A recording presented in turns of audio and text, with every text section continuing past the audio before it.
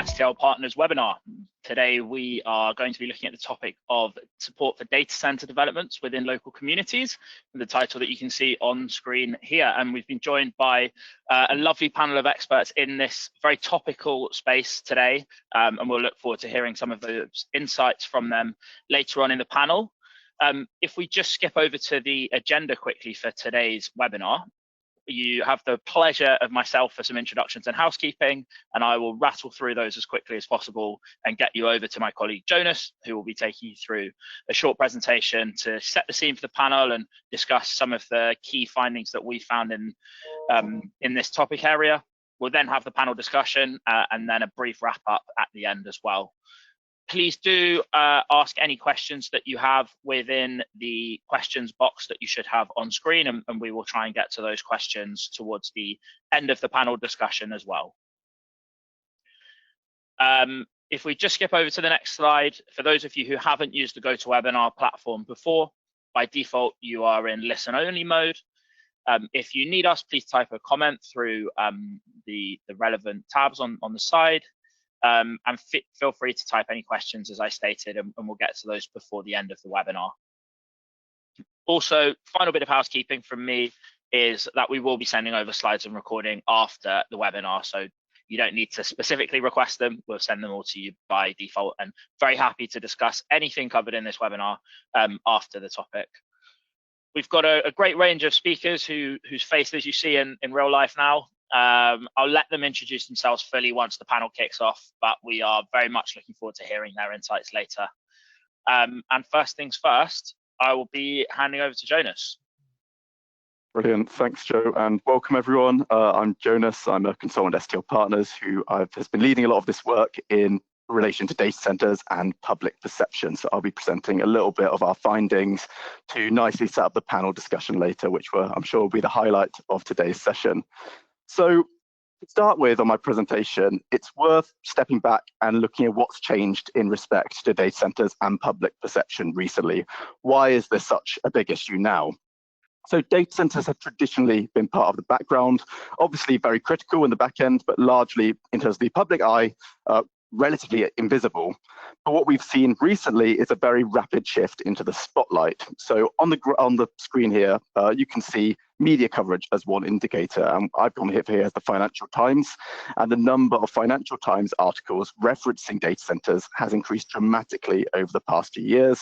So you can see it goes from around 60 in 2022 upwards to around 700 in 2025 and still rising to this day. And obviously this is an indicative metric, but that kind of increase tells us that it's no longer a niche topic.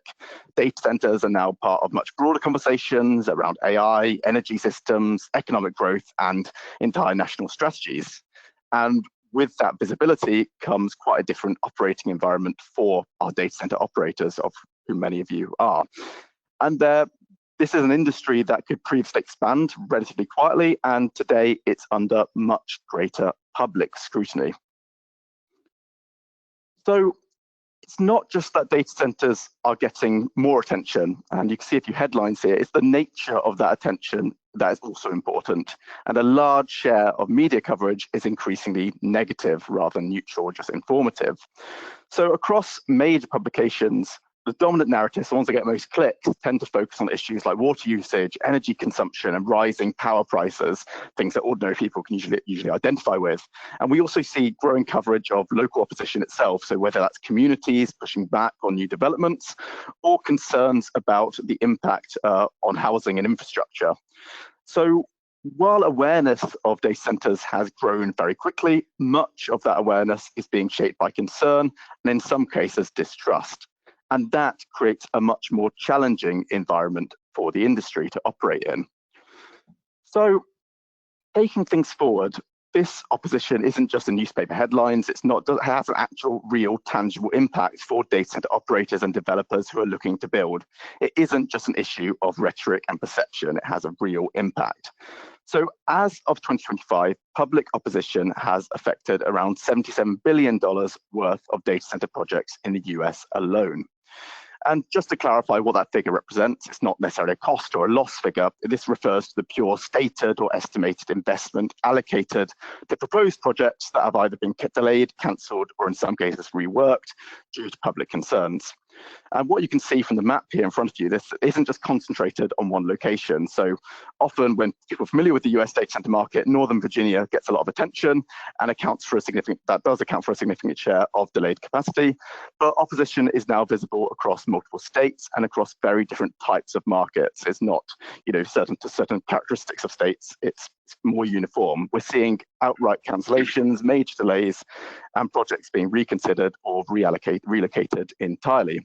So if we look at a few examples, Arizona alone has seen around $14 billion cancelled, and similar patterns emerging in states like Oregon, Missouri, Indiana, and Virginia. And even regions that have traditionally been very supportive of data center development are now facing pushback from local communities. So public opposition is now directly affecting timelines, investment decisions, and ultimately the ability to scale data center infrastructure. And importantly, this isn't just a US phenomenon, even though the picture in Europe, which I've flashed up now, is very similar. So as of 2025, we also ran the numbers on publicly available information, and we estimate around $42 billion worth of data center projects have been impacted across the European region, including the UK here. So what's interesting in Europe, again, you have those hotspot locations for opposition where it's been well known for a while, like Ireland and the Netherlands. While these do tend to dominate the narrative, the reality is much broader. And again, you can look at the map here to see that we're seeing impact across at least 10 countries, so spanning Northern, Western, Southern, and Central Europe, all countries with very different characteristics, very different circumstances. But there's a pattern that's consistent here around there is growing opposition to data centers. And it's not isolated then to one geography or one regulatory model or one type of market. So it reinforces here the core point behind this webinar, which the panel is going to speak to later, that securing local support isn't optional. It's becoming a critical factor in whether projects can indeed move forward at all, with, again, billions and billions of dollars of investment behind these projects across Europe. So the opposition itself isn't random, it's actually quite consistent in what's driving it. And in the graph here, you can see that we've analysed from a case study, from our 50 case studies, the most common reasons cited for opposing data centres. And 3 factors stand out, these being land, water, and power. And you saw earlier from my headline slide, those 3 things might not necessarily be a surprise.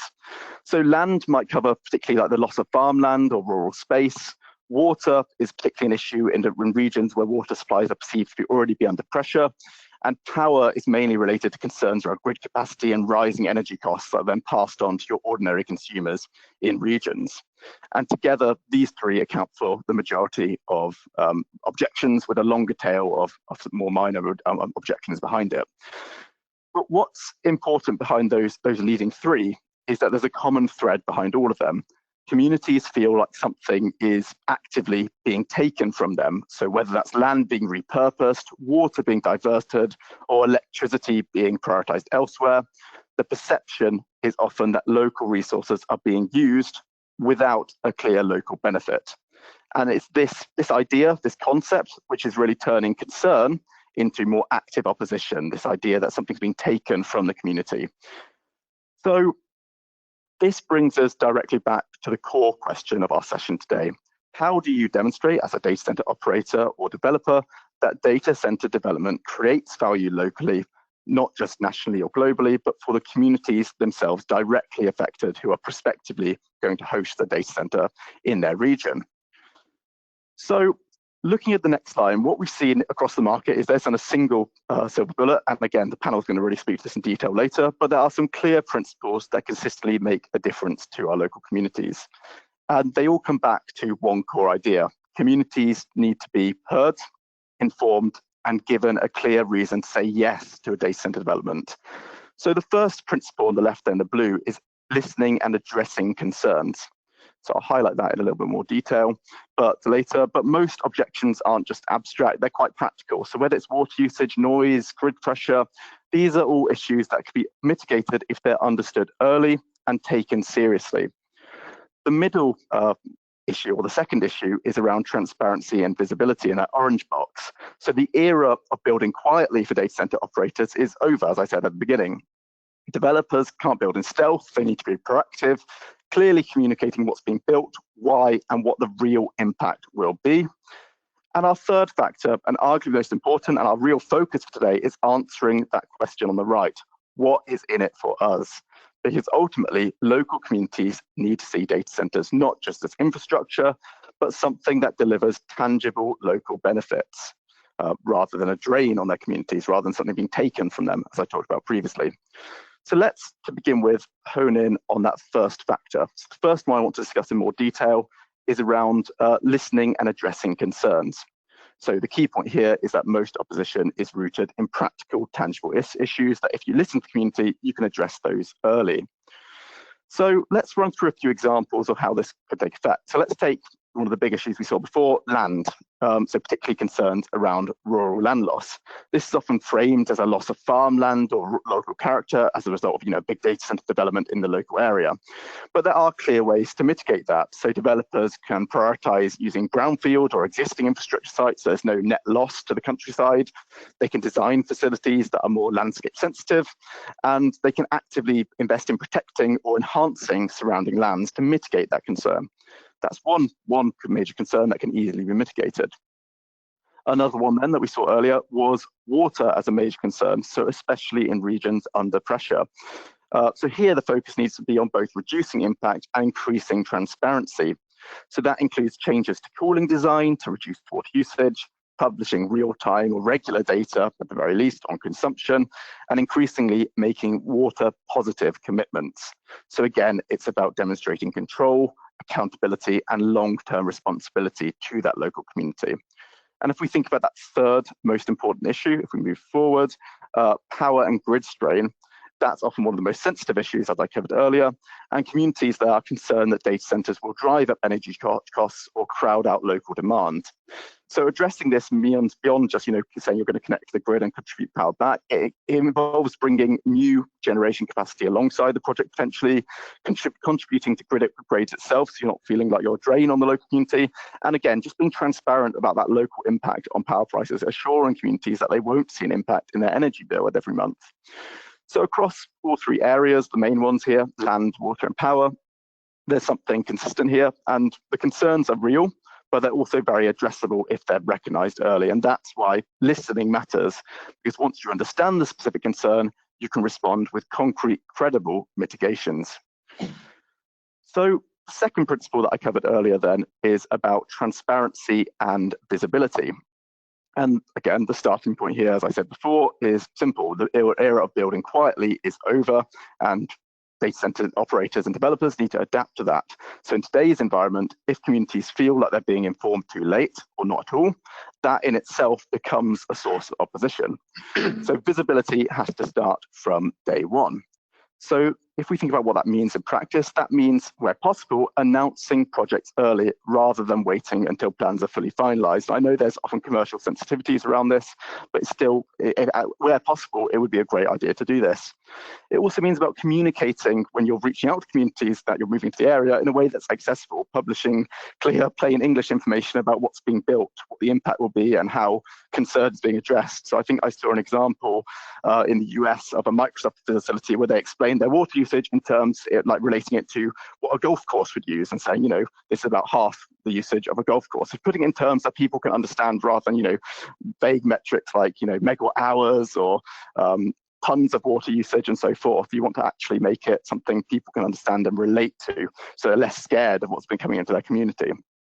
And it also means creating genuine opportunities for engagement, so hosting community meetings, opening up dialogue, and making it easy to ask questions.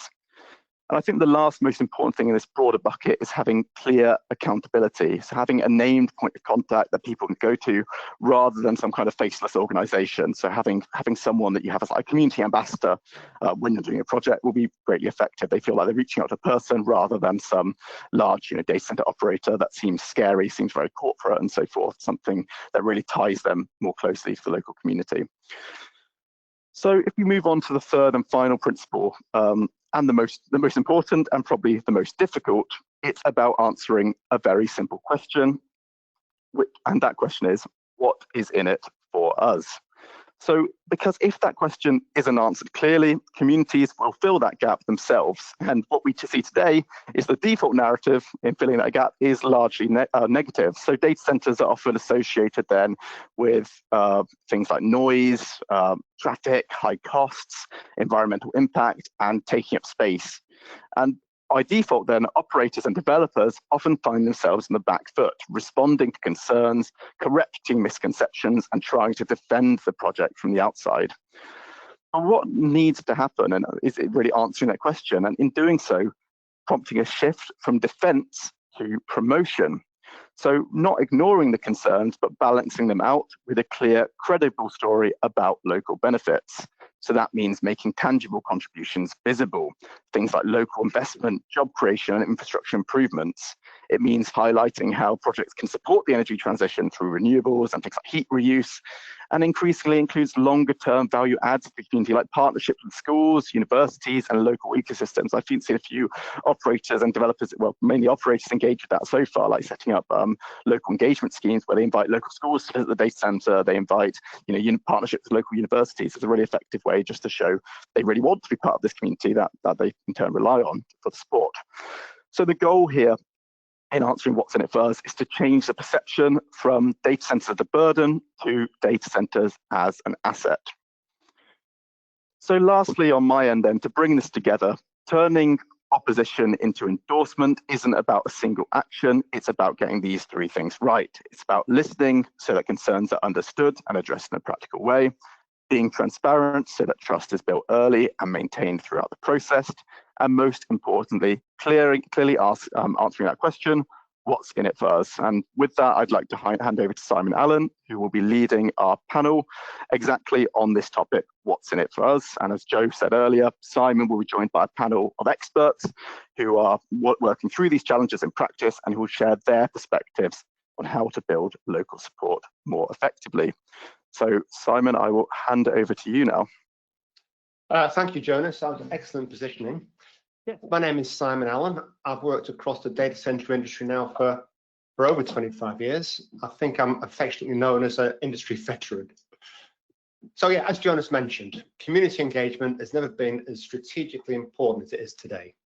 I'm very pleased to be moderating today's discussion, and I'd like to thank STL Partners for organising what I think is very timely and important conversation for the industry. And we've got a great panel today.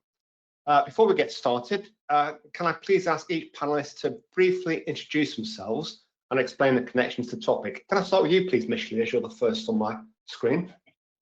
Absolutely. Hi, everyone, and thank you so much for inviting me to speak today. I think Jonas and the STL team have really captured how impact on community opposition can be quite significant, but also we'll get into what the people care about.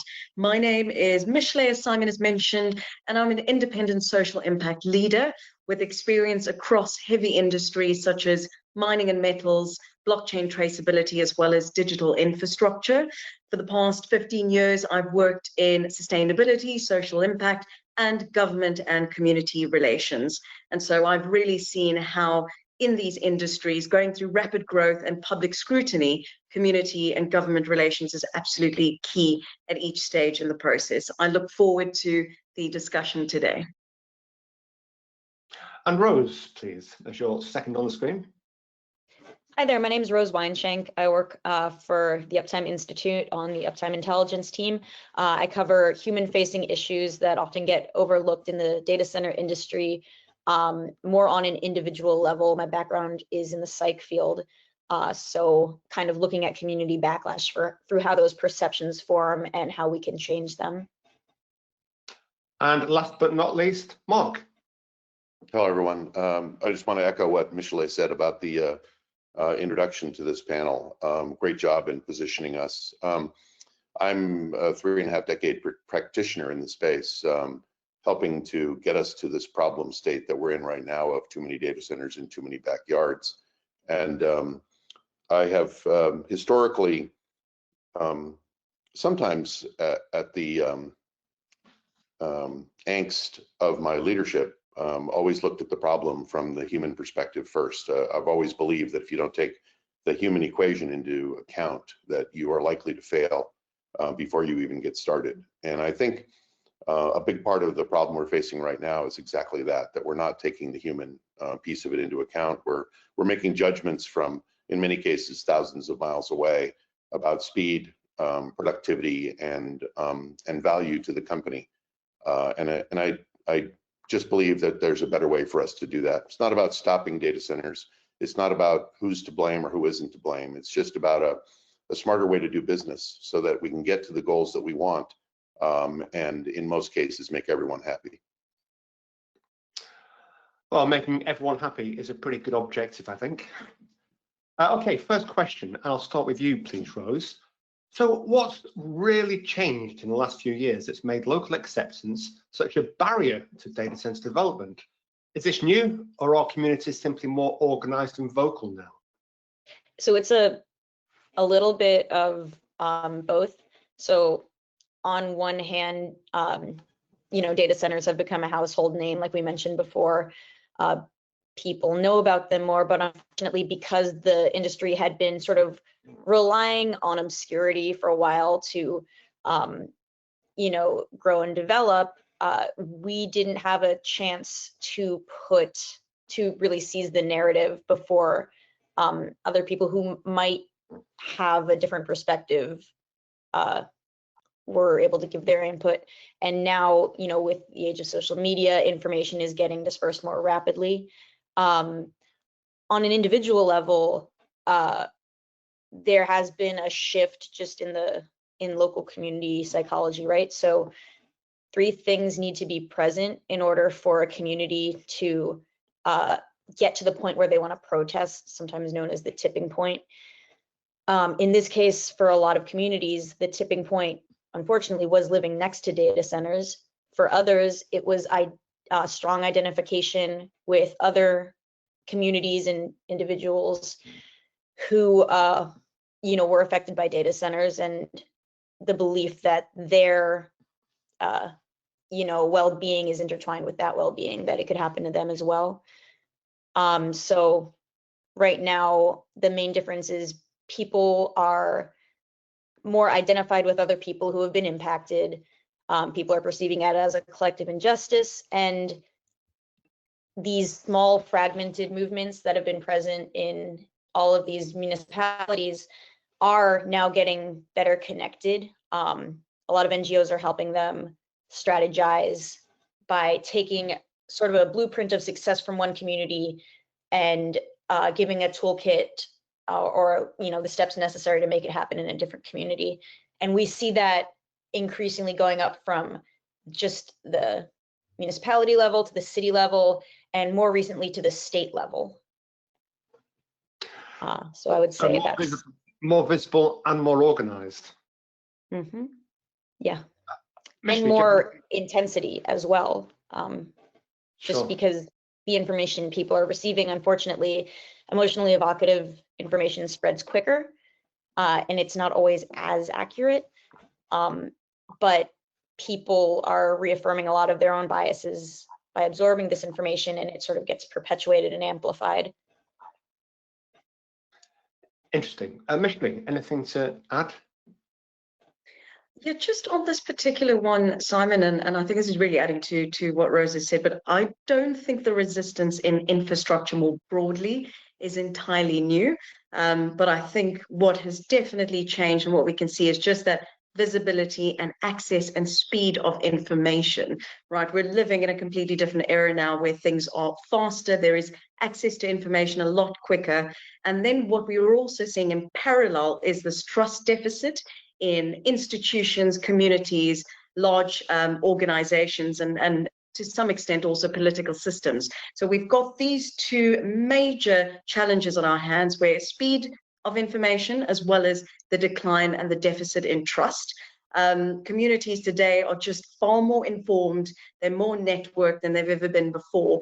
And I think we spoke about it before we started this panel. I mean, it's very different from 3 years ago to just today. I think residents truly understand concepts that were a lot more technical before, when we're talking about water usage and grid constraints and energy demand. Those are now common terms being used and understood.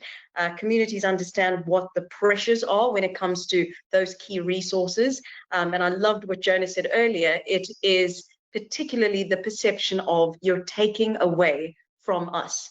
And that's something we need to address. But the social media element is quite key. Communities now have, or they've always had, but they increasingly have WhatsApp groups, Facebook groups, TikTok groups, all of those community forums, which again allows that ease of access to information and potentially misinformation as well. So while we were before very invisible as a digital infrastructure industry, we now have a rapid growth in AI, which has meant that everything we are doing is mainstream and part of day-to-day conversation. So I think it's one of the first times where we have that interesting parallel of speed of information, but there is now huge trust issues. And that is something as a collective on this panel, we're obviously trying to address, is more the trust and transparency issue than anything else. So that's just a little bit more adding to what Rose has said there, Simon. Sure. So the communities get more informed and vocal and more organised, and I think it's time that the industry needs to respond and become more structured and proactive in how we deal with this. Mark, over to you. Anything to add? I don't know that I could add a lot of depth to what Rose and Michelet said, other than to say that everything they did indicate is magnified by the volume of work that's occurring now. So not only do we have vastly more data center projects on a yearly basis now than we did even 5 years ago, but many of those data center projects are exponentially larger, literally exponentially larger per site than the data centers that were being built 5 years ago. So the impact of adding a 50 megawatt data center 10 miles outside of town is very different from adding a 3 megawatt campus 20 miles outside of town. It's different in how soon people are building houses near it or want to build houses near it.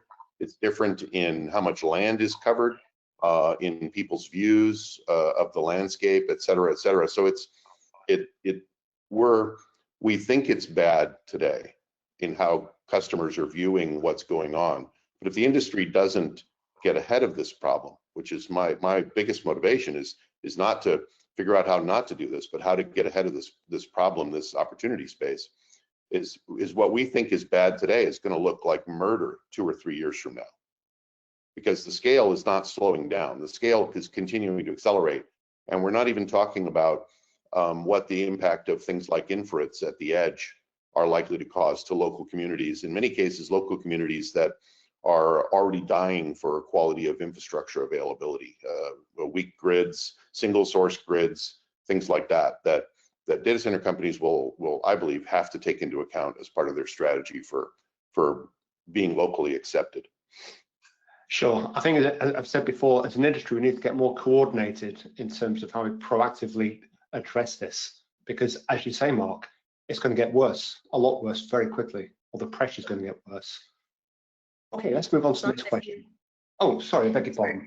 If you don't mind me just adding to that as well, because Mark said something very interesting, and it brought up the fact that there is also this cumulative infrastructure fatigue that communities are experiencing. So they are not just seeing one project in isolation, but they're seeing the impacts on logistics, on the housing pressures, roads, utilities, and those connections are now being made where they're not just seeing infrastructure in a singular view. And that does create that fatigue, right? And as you said, Mark, it's just going to get worse. Yeah. Oh, okay, let's move on to the second question. Traditionally, everybody's been focused on councillors and planning officers, but who are the stakeholders we consistently underestimate? And how do you separate genuine concerns from background noise? So who are we not really talking to, would you say? Let's start with Michelet, please. Absolutely. Simon, to your point, we do focus on the formal structures, and again, those are the planners, regulators. Naturally, those groups do approve and make decisions. But what I have seen is we are missing an influential group of stakeholders, that are on the ground and less formal. And I can kind of give very practically the list of some of those that I make sure are in my stakeholder mapping and consideration. School leaders and school institutions, I mean, educational institutions, we are really, really missing out on a trick there if there are education institutions around the area that we can tap into. Residents associations. So I spoke about how communities have these different forums and groups, and I don't think we're doing a fantastic job of tapping into those sorts of associations that can really help us on the ground. One that stood out for me that I can actually draw from previous industry in mining and metals is looking at the faith leaders in that area, another significant influential group that we can liaise with, partner with, and help us create that dialogue between ourselves as infrastructure leaders, but also to people on the ground. And then we also look at local business owners. There are smaller, medium-sized businesses in the areas that should also be informed, consulted, and listened to. But then also another one that we don't consider is youth voices. Youth voices are the same voices that are increasingly using social media and are active in social media. And I do feel like that is an area we should tap into from a stakeholder engagement perspective. So those are just some of the examples. You know, I saw a presentation at Data Center Milan, I think it was 2 or 3 years ago, and it was something from Cyrus One. They were building a data center on an old industrial estate, and there was huge local opposition. They engaged all the stakeholders, and they turned it into, I think I'm right in saying, it's over 80% approval. Amazing. So this can work, just engaging the right stakeholders. So that's really valuable, Michelle. I would have never thought of engaging younger people, as you suggested, but you're right. They're the people who are all over social media. Absolutely.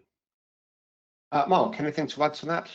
Who Yeah, are I you would not? say I love Michelle's broad-based approach to approaching the community and to add more weight. Like or don't like the current political position of the United States, youth communication is what tipped the scales.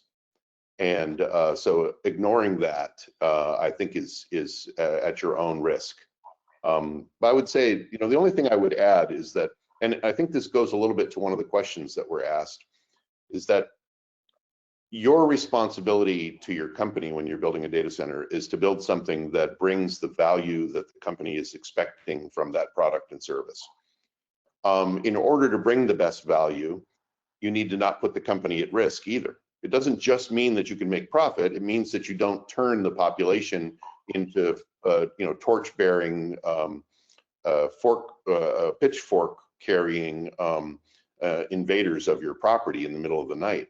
And so, how do you do that beyond what Michelet suggested? I would say is, unfortunately, you can't always trust the motivation of the traditional 2 or 3 people that are the point folks for the area, because they're looking at dollars, they're looking at name, they're looking at, wow, I just talked to the head of all data centers for Google, or I got on stage with the CEO for Microsoft, or whatever, and that doesn't do anything for the community. That is no indicator of community interest, concern, or whatever. So I would say that regardless of the feedback from local political, either elected or positioned individuals that are theoretically responsible for the local community, I don't see how you can avoid doing what Michelet suggests. Absolutely. Rose, anything to add?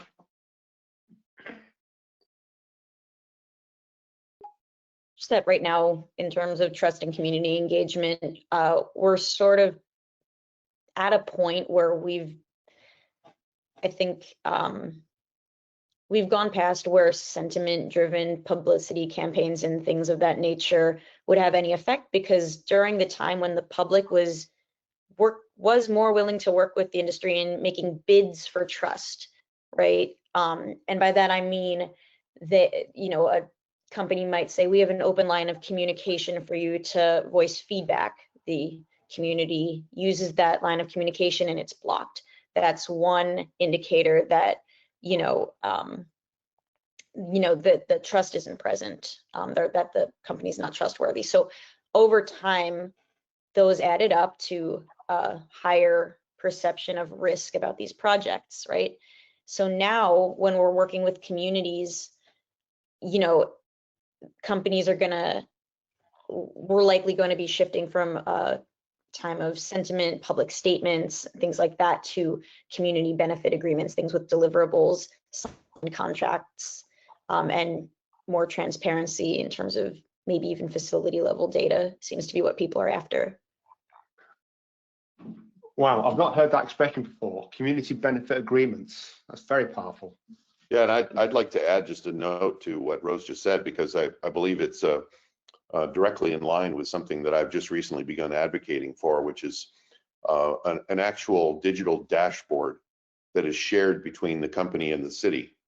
And you can determine what happens on there, but some of the minimum things are how much water is the data center company giving back to the city? How has local electrical resilience improved? How has spikes during demand peaks been mitigated cost-wise because of load shedding from the data center? How have local folks either been trained and gone on to college or gone on to jobs in other states or come to work for that data center in fields that they otherwise would never have approached or understood how to approach? These are all indicators that it may take a little bit to get that kind of organization in place, but having that kind of transparency and visibility is literally something that a city can put on a website and let customers come and take a look at. And it's something that you can, when you have that city council meeting, you can put it up on the big whiteboard or blackboard behind you. And when people argue about what is or what isn't happening in their mind, you just point to the dashboard and say, this is here 24/7. And if you ever have a problem with the information there, you can leave us a note. But this is verified information between us and the suppliers in question. Mark, I love it. And a lot of that data is readily available from a DSIM or a BMS. Yep. The particularly good thing about that is it can add. So a lot of research shows that if people were to choose between, receiving false information or receiving negative information, obviously they prefer the transparency, they would take the negative. But the thing that can really make the difference in that is if they feel a sense of self-efficacy, right? Handing someone negative information, but also a mechanism by which they can sort of manipulate the outcomes of that negative information, that they could sort of work around whatever problem is being present. So even something like that, just the ability to look in and see what's going on gives people more of a sense of self-efficacy and effectiveness, and a sense of control basically is what people want. Yeah. Most everybody that's ever done a little bit of investing has looked at a 10K. And unless you're a really serious, I'm putting tens of thousands or hundreds of thousands of dollars, you're not going to spend the time to really read and understand the 10K. And unfortunately, whether it's your Apple use agreement or a data center agreement that was filed, years before the data center was built and in operation, those kind of things get forgotten and misunderstood. And so an active, visible, real world testable dashboard, I think could solve, maybe not solve, but certainly enable improved negotiations and communications between the communities and the data centers involved. It'd be a huge step forward. Huge step forward. Excellent suggestion. Okay, let's move on to the next question now in the sake of time. Something Jonas mentioned a couple of times in his positioning presentation was we need to listen more. And that really resonated with me because I get so frustrated when people try to defend our industry by saying things like, oh, you don't realize how much you need the internet. You rely on the internet. It's just so frustrating.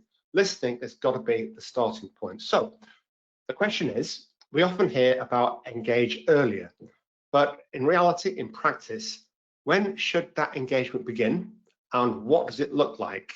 Can I start with you again, please, Rose?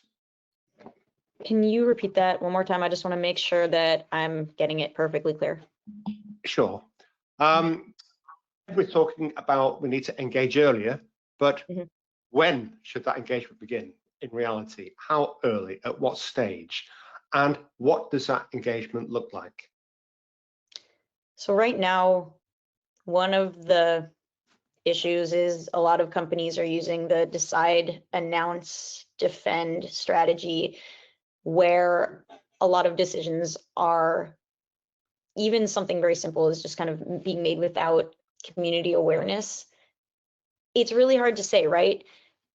Transparency and announcing these things earlier isn't necessarily going to automatically get everyone on your side. It may increase the odds of it. As early as possible. That's Yeah, and that's you know what? logical. As early as possible. More importantly, I think it starts with just announcing who you actually are. A lot of the times when I look at a lot of the bigger projects that have been canceled, one of the big things they have in common is the company used a false name right from the get-go. Little things like that, little bits of transparency like that can get in the way. So do what you can as early as possible is what I would say. Yeah, I hadn't thought about that. You're right. A lot of the early stage is done by the land developer, not the actual operator itself. Yeah, good point. Mark, over to you, please. Yeah, When should we start engaging and how? Yeah, I think extremely early. I don't have a magic answer for getting past the concerns that have driven NDAs in large part historically, because I understand that when you're talking about investing between hundreds of millions and potentially tens of billions of dollars into a large land development, it's a market mover. It's a market mover for the state, let alone for the local city and county. And that drives up everything. People start charging more for gasoline. They start charging more for the land, or they want to charge more for the land, et cetera, et cetera. So I think, reusing the word, a rethink is needed for how these land development opportunities are identified in the first place. And part of that agreement, and I realize this has nothing to do with me, but my suggestion would be the agreement needs to start with, okay, we want 1,000 acres. You're agreed to sell us 1,000 acres under this context. Part of that context is we now go to the community and get agreement on whether this is a project that they're interested in under what circumstances. If we can't obtain that agreement, then all bets are off on the actual acquisition of the land. As opposed to now where everybody is like, I've got to grab the land. Okay, now what do I do? Because if I don't grab the land, it goes from being 10,000 an acre to $500,000 an acre. And if you're only buying 10 acres and it's $1 billion project, who cares? But when you're buying 500 or 1,000 or even 2,000 acres for this, it starts to be materially impacting on the value and cost of the project. Maybe some kind of deposit based on community acceptance, something like that. A shared risk, the landowner and the operator, absolutely. Yeah. Interesting. Okay, in the interest of time, let's jump to the next question. Oh, sorry, Rose, initially, sorry. Do you have anything to add to that? Just a brief, and I really like Mark's approach on that. I mean, I think from my perspective, it's ideally once that site becomes a serious internal option. And typically what you've seen, you need to do that before public narrative starts to harden externally. If communities hear about projects through rumors or leaks or media coverage, your trust is damaged and you're having to do a lot of work to gain that back. And you'll hear me use the word trust quite a bit. I also think, to your point, Simon, there is a difference between engagement and genuine listening. So the polished presentations and defending technical narratives is not always what the community wants to hear. They actually want to feel like there was a bit of two-way dialogue.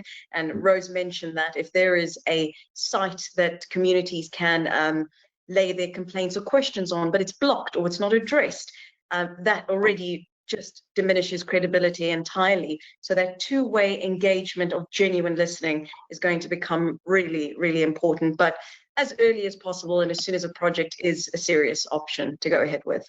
Yep, makes perfect sense. Okay, next question. Jobs are clearly a key message and a key potential benefit, but as we all know, data centers are fairly low headcount. So how can we talk about employment potential honestly? And beyond that, what benefits actually resonate with communities compared to what sounds good in a brochure? Can I start with you, please, Micheline? Absolutely. And I love and hate this question, which is actually why I wanted to respond to it, because it is not a simple single answer. And I think many a times we've sat together in conferences and panels, and the question comes up is how many jobs will be provided, or even in the local town hall, and it isn't a silver bullet answer. There are studies and reports that have attempted to capture that economic impact, and thank you, Simon, you've historically shared quite a few of those. I do think credibility matters on the ground, and we're speaking about this a lot. So we need to be very mindful of over-promising and then under-delivering, right? Which I think as large industries, we have a habit of doing. So it is difficult to give that single, bold, and credible number around job creation because there are so many variables involved. Including what stage of the project or the data center lifecycle are we in, the region, the local labor market, the type of roles being provided. There are quite a few variables there. Now, as you've said, Simon, data centers don't have a high headcount typically, and that is just the fact and the notion of it. And so if we overpromise, communities will lose trust. I think the way to look at it, and I love that Jonas had already given a prelude to this, but the way to look at it is from that ecosystem effect and approach instead. That means looking beyond direct permanent jobs and rather how are we creating local value in that region, whether it is through the local construction supply chains, my favorites, which is the education programs that can be offered. So can we offer apprenticeships, or can we support local schools in the areas around science, technology, engineering, and maths, and create those longer term pathways, which may mean that down the line, as we have our project there, we then draw from those schools for technical training and then for technical employees as well.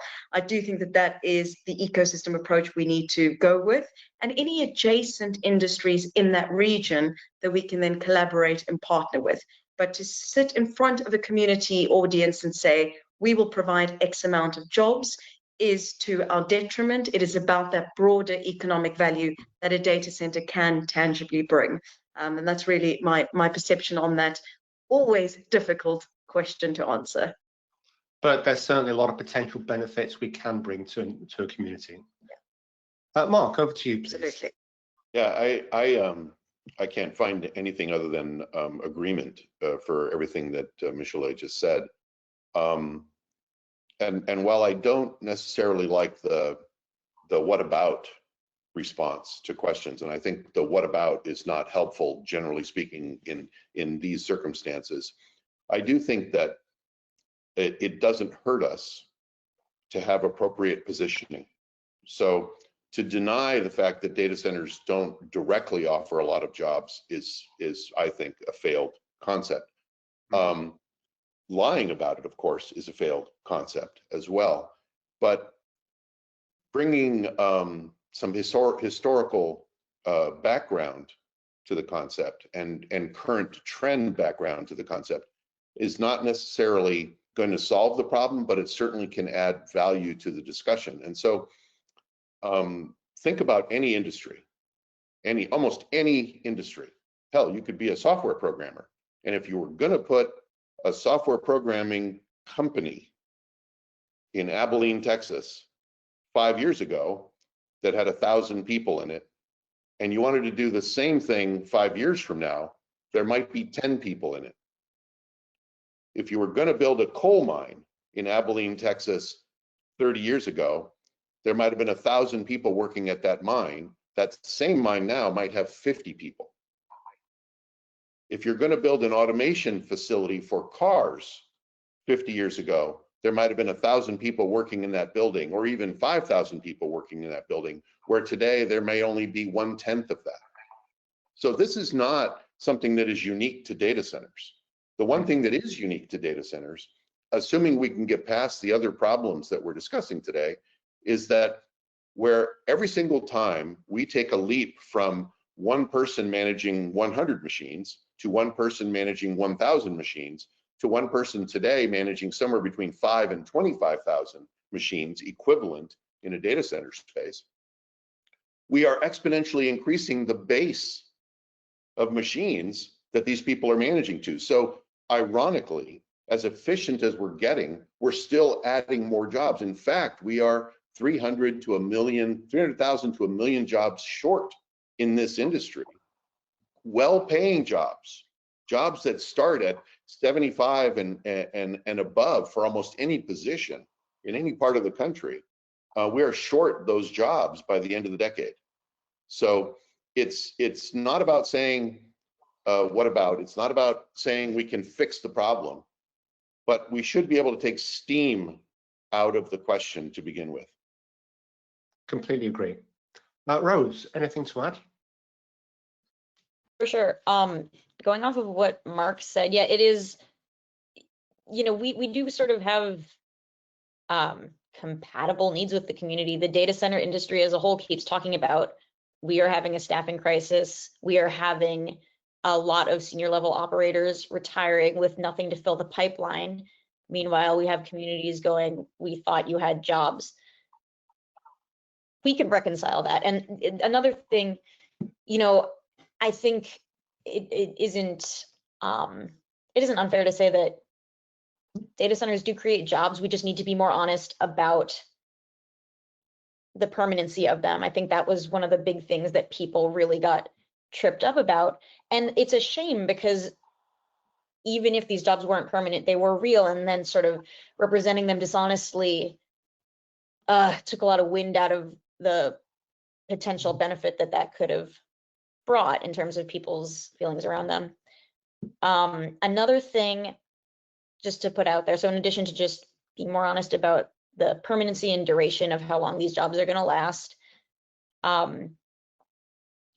the idea that right now, you know, a lot of data centers around the world are facing new environmental restrictions and regulations, that could be a good time to emphasize to the community, hey, you know, this topic that you care about, that you might be well studied in, we want you in the industry as well.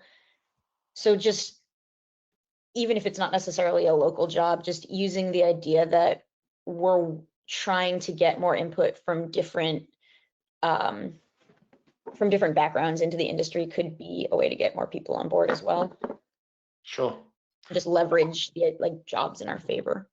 Okay, again, in the interest of time, let's jump to the fifth and final question.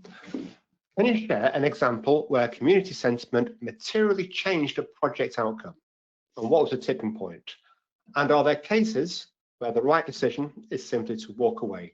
Can I start with you, please, Mark? Yeah, well, I don't know that I want to pick on one, because I'm giving away information that is probably making one or more of my bosses unhappy if I were to do that. I would just say that, you know, besides what was presented at the beginning by Jonas, between 23 and 24, there were something like 8 or 9 projects canceled by community pushback. In 2025, there were 26 or something. So more than double in 1 year what happened in the previous 2 years combined.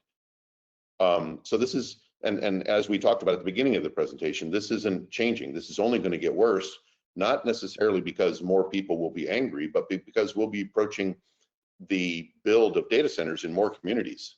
So we're exponentially increasing the number of people that are quote unquote impacted by a data center project being suggested in their neighborhood.